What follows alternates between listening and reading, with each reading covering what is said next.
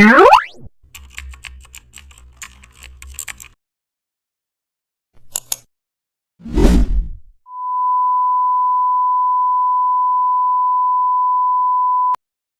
back to the channel, and don't forget to like, share and subscribe for more updates.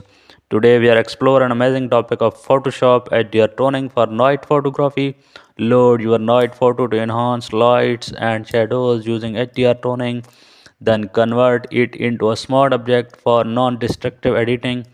Now go to the HDR toning to adjust exposure and details, increase strength to reveal hidden light textures, and also lower highlights to control bright lamps. Lift shadows to show dark areas, boost details for clarity, and also adjust gamma for atmospheric tone.